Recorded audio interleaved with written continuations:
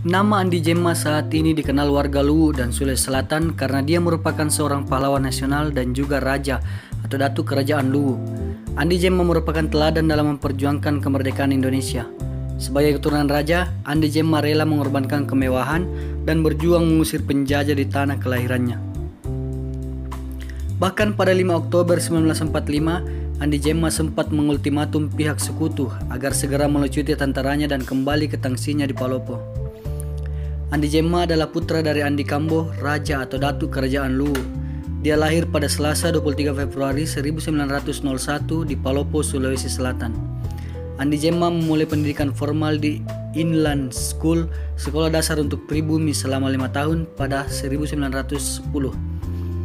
Di dalam lingkungan istana, Andi Jemma sering diajak orang tuanya menghadiri rapat-rapat adat sehingga mendapatkan pengetahuan yang cukup tentang masalah pemerintahan dan kemasyarakatan. Pada tahun 1906, kerajaan Luwu ditaklukkan Belanda dan Andi Kambo terpaksa menandatangani kontrak politik yang mengharuskan untuk menjalankan pemerintahan sesuai dengan keinginan Belanda. Lalu saat Datu Luwu Andi Kambo meninggal dunia pada tahun 1935, nama Andi Jemma masuk dalam daftar pengganti raja, di mana ada 3 calon yang berhak akan pengganti raja, termasuk Andi Jemma. Sesuai dengan tradisi, calon datu harus dipilih oleh Dewan Adat yang disebut Ade 10 II, sebab anggotanya berjumlah 12 orang. Pada mulanya terdapat 10 calon, setelah diseleksi tinggal 3 calon termasuk Andi Jemma.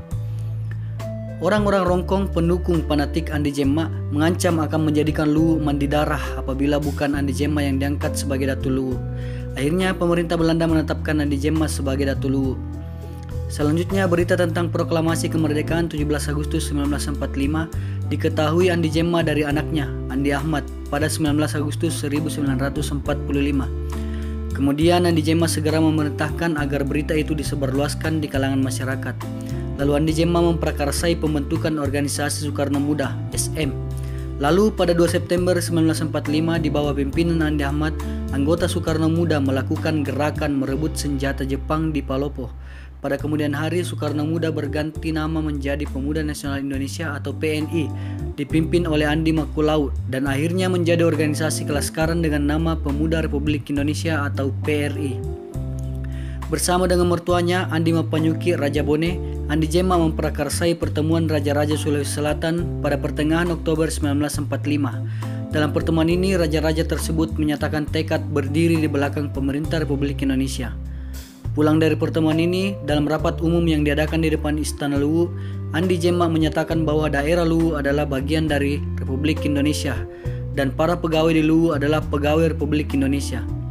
Ia juga menegaskan bahwa pemerintah Luwu menolak kerjasama dengan aparat Netherlands Indies Civil Administration atau NICA. Menjelang akhir September 1945, pasukan Australia yang mewakili sekutu tiba di Sulawesi Selatan. Mereka bertugas melucuti pasukan Jepang dan membebaskan para tawanan perang. Bersama mereka ikut pula pasukan Belanda. Satu kontingen pasukan Australia tiba di Palopo bulan November 1945. Antara komandan sekutu dan Andi Jemma dicapai kesepakatan bahwa pasukan ini hanya bertugas melucuti tentara Jepang, sedangkan pemerintahan sipil di Luwu tetap dipimpin oleh Andi Jemma. Lalu terjadi pergantian komandan pasukan Australia yang bertugas di Sulawesi Selatan, di mana komandan yang baru, Brigadir Jenderal Kilton, mengumumkan bahwa NICA adalah bagian dari pasukan sekutu dan rakyat Sulawesi Selatan termasuk Luwu wajib mentaati perintah NICA.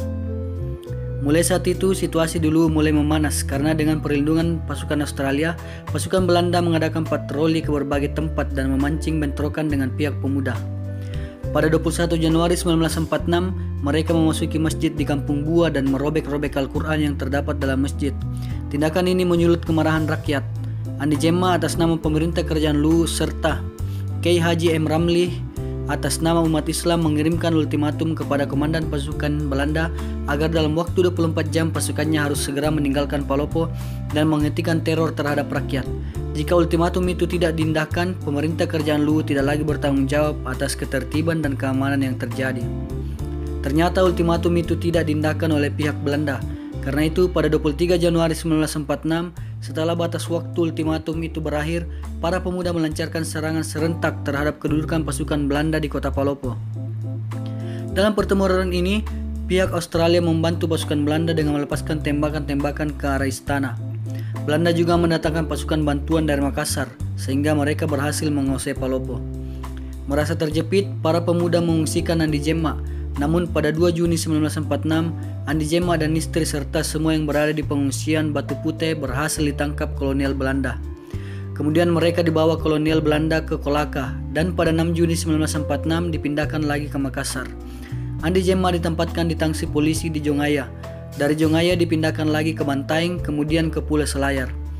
Pada 4 Juli 1948, sidang adat tinggi Luwu yang pro nikah memvonis Andi Jemma dengan hukuman 25 tahun pengasingan di Ternate.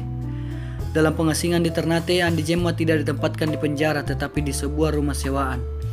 Pengasingan itu tidak lama dijalaninya sehubungan dengan adanya pengakuan kedaulatan oleh Belanda terhadap Indonesia pada akhir Desember 1949. Dia dibebaskan pada 2 Februari 1950 dan pada 23 Februari 1965 saat berusia 64 tahun, Andi Jemma wafat.